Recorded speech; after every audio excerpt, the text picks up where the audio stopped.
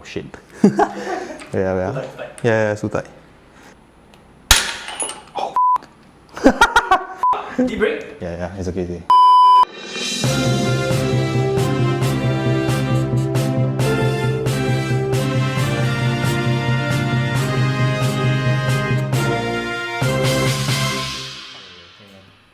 Welcome back to another video, guys. Today I'm here with Andrew. Andrew is a returning guest on my show. He was previously on a season 1 with a track Madone.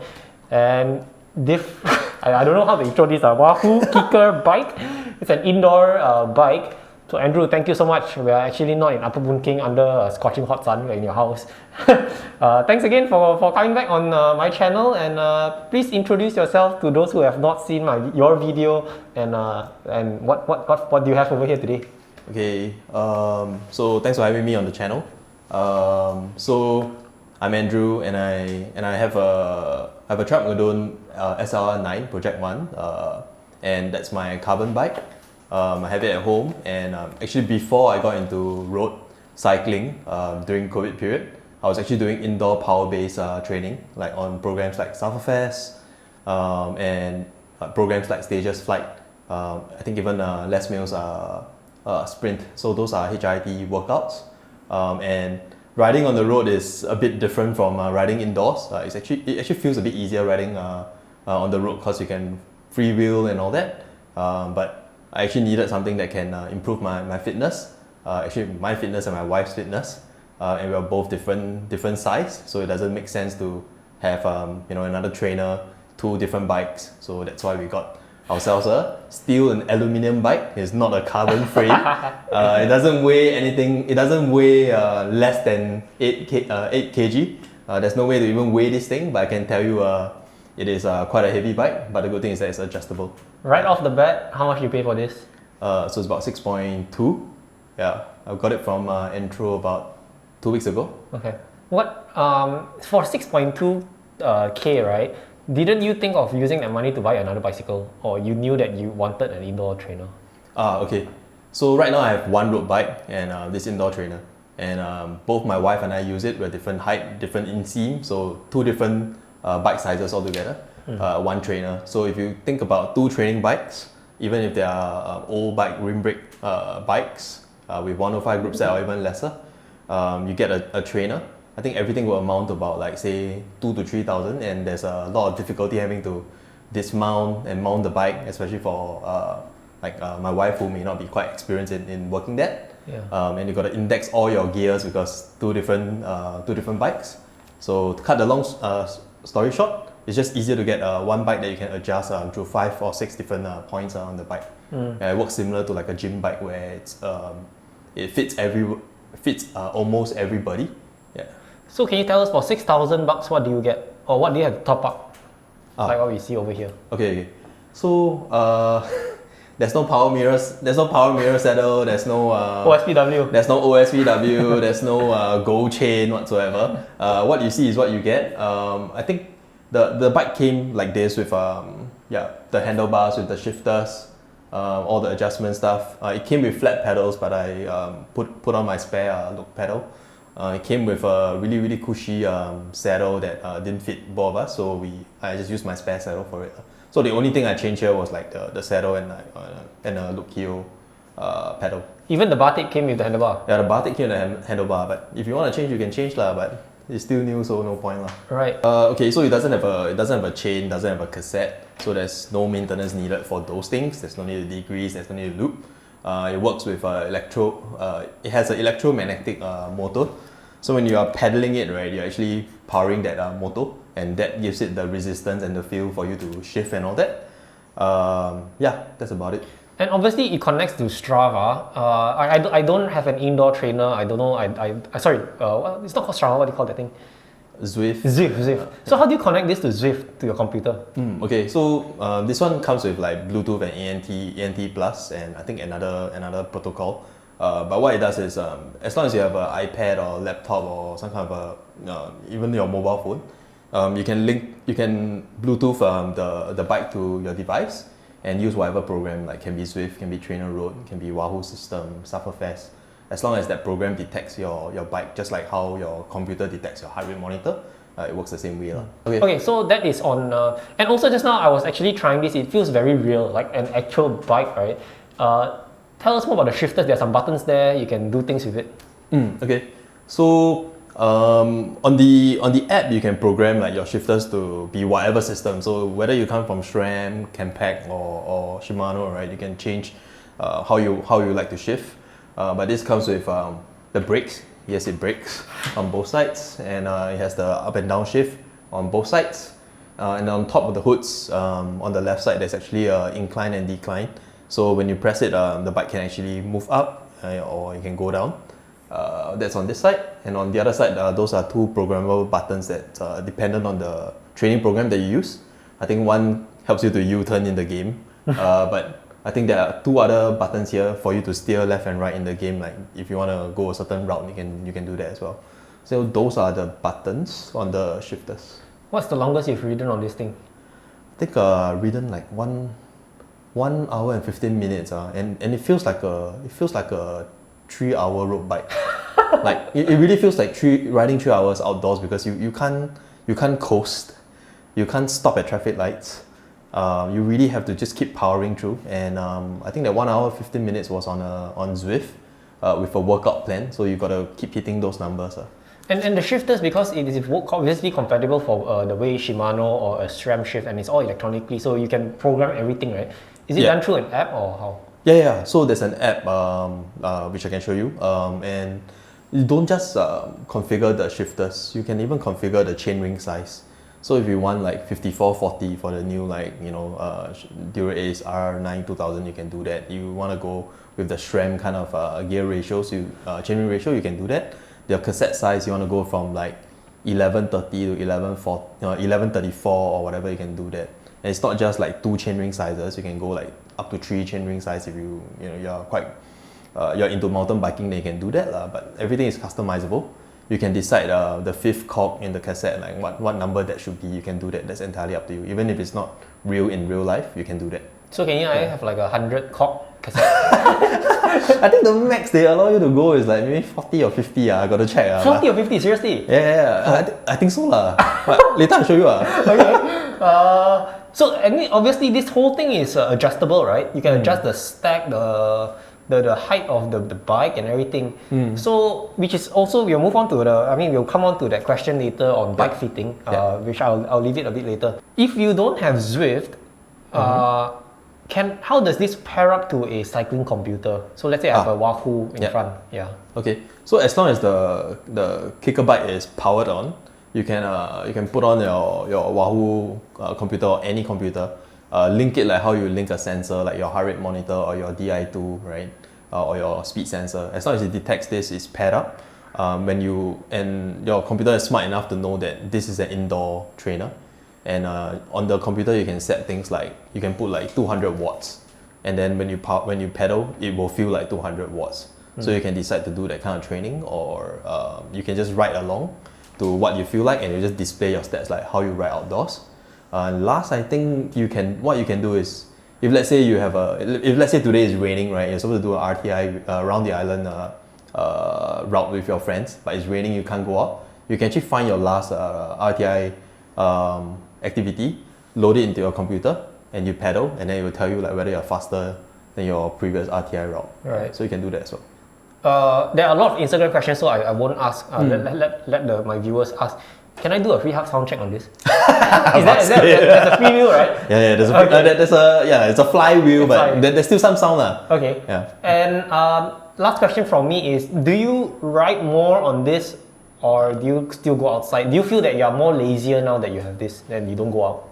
Actually, I think it's more like, I think it's because of like the time where the time that I got the bike is in like early March, and it's like it has been raining, so I've just been like waking up and doing my Zwift rides here, as opposed to going out. But if you ask me, riding is about going out. This is more about like hitting certain milestones and hitting certain goals. Yeah. So you train hard here and then try to smash your friends outdoors. That's the idea. Right. Yeah.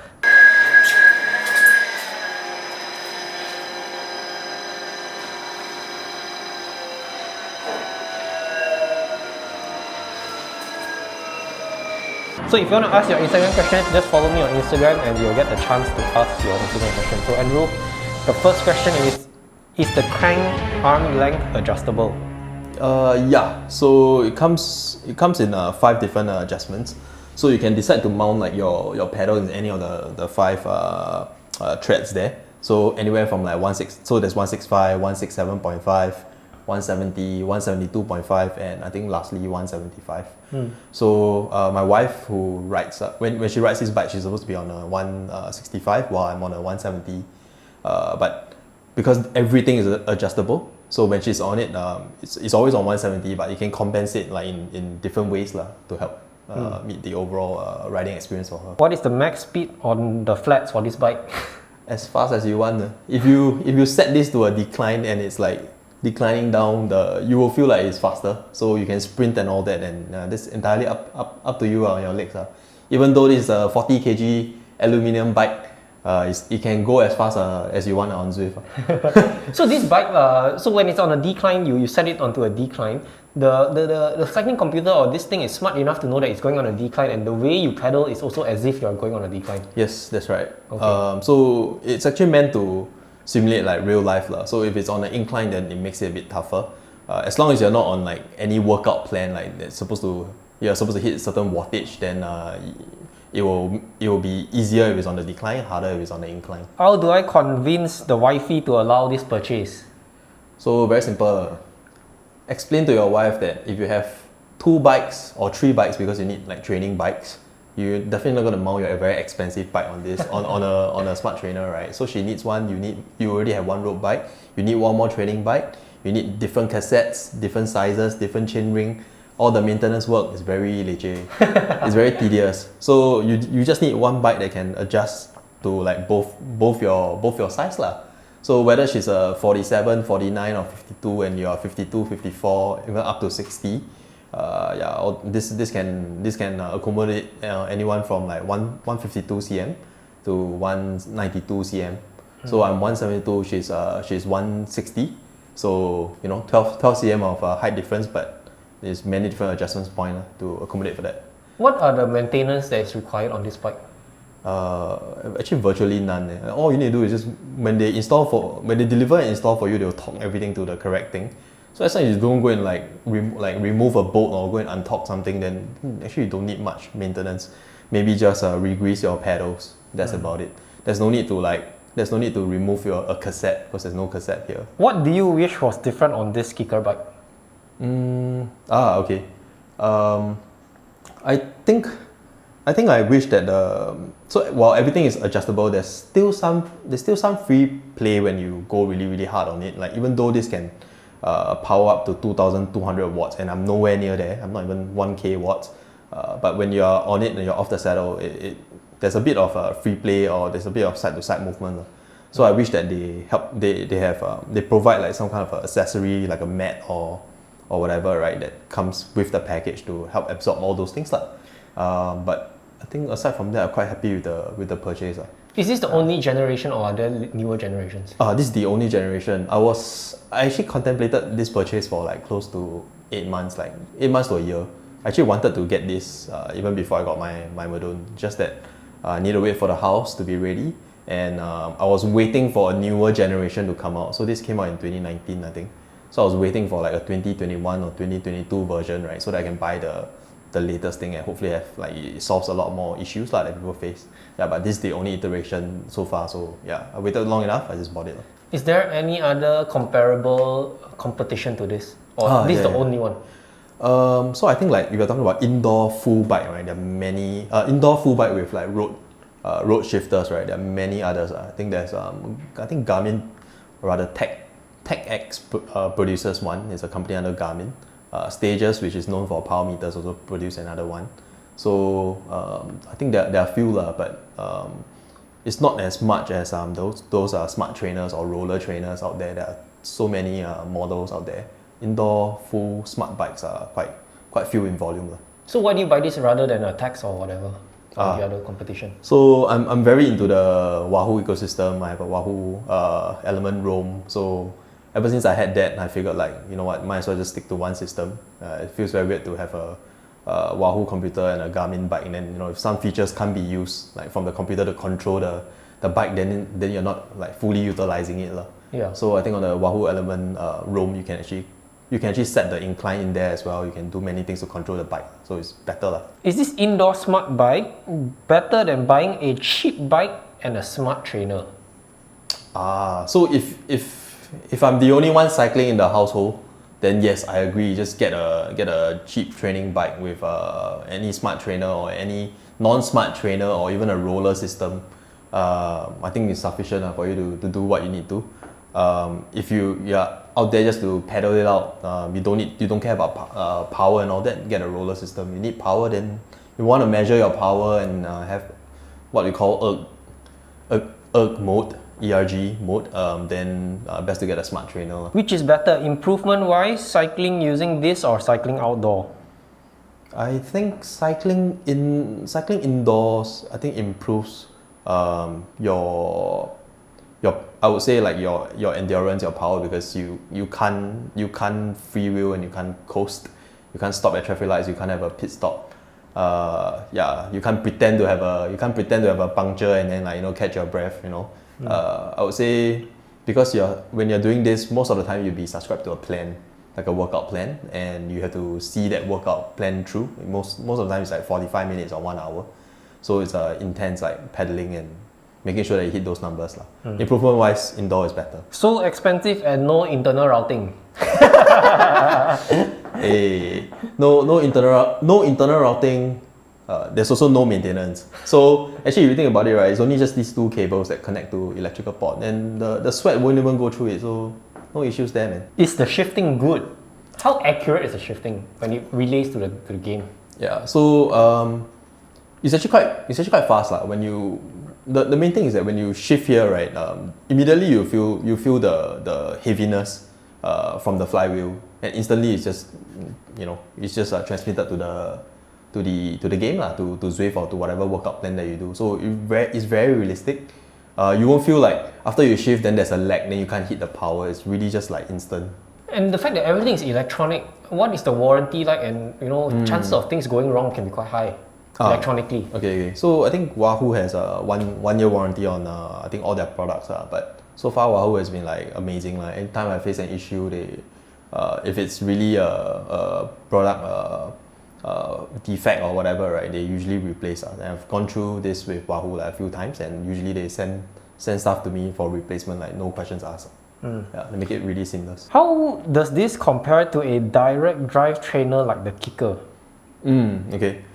So I think the direct smart trainer like the KICKR V5, for example, which is the latest one, you still need to have a cassette. You need to have a chain, and I think like maybe in terms of the wattage and all that, I think the KICKR has the KICKR Smart Direct Drive Trainer can accept lesser so I think it's less than 2,000 if I'm not wrong. This can accept up to 2,200, but again, nowhere near there. It's just this is just more convenient for me and my wife. I love this question. Can you do a bike fit on this? Before I pass it on to you. I'm planning to get a new bike, and we were looking at your computer, we were looking at different sizes, and we were trying this. And the fact that you can adjust the top tube size, the stand over height, the reach, the stack, that was amazing. And then I kind of figured, okay, I know what bike I'm going to get. So the question to you is, are there anyone or any professional bike fitters that use a Wahoo KICKR to bike fit people, riders? Yeah. I've gone for I think a few bike fits, but usually one bike fitter. But I've known of like other bike fitters that use like the Wahoo KICKR bike as a bike fitting tool. I think because it's easy to adjust, easy to use, so I think they use that. But most use like a Retro bike, or they use your own bike. You mount it on the trainer. Because you can adjust the inclination. When you adjust it up to an incline, how does it feel like riding on a climb on this? So when you incline the bike, you can go up to like 20 degrees and you have to get off the saddle because it's really, really uncomfortable for you to be like in that position. So it really feels harder because you are not on the level position, and you have to lean forward to do your climbs. So it actually helps with the climbing. You feel it's easier, and this is usually like when you're on Zwift and there's an elevation, super high elevation or super high incline, then the bike will automatically just be controlled by Zwift to be in that incline, and then you just get out of the saddle, do it lah. It's actually quite realistic lah. Last question is, can this person's or can you spin EDM on this?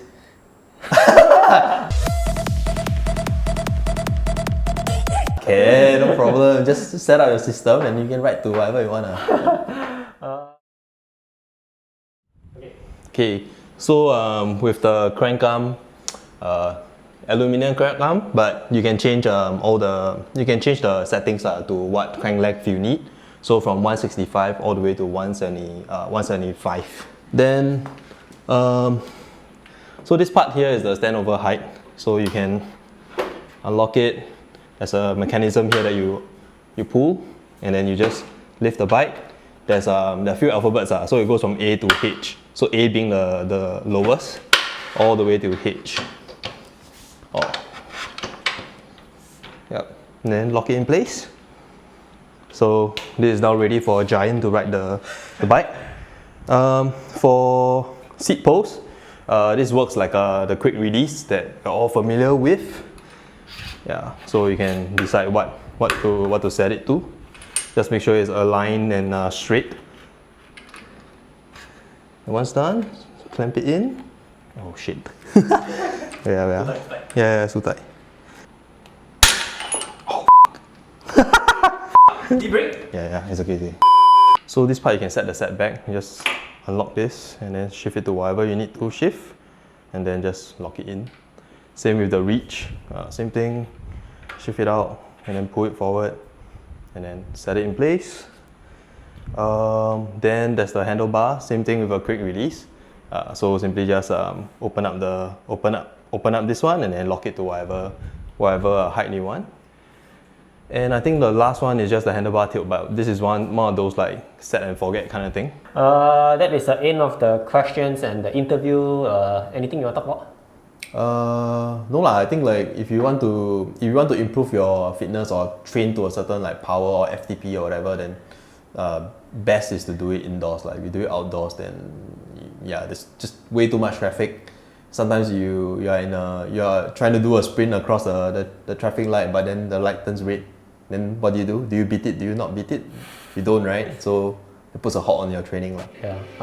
Thank you so much, Andrew, for the interview today and sharing with us your Wahoo KICKR. If you guys want to feature your bike on my channel, just DM me on Instagram and follow me and everywhere. And this will be on Spotify. I'm on TikTok as well. So yeah, follow me everywhere. And thank you, Andrew. There's no going back. You stepped across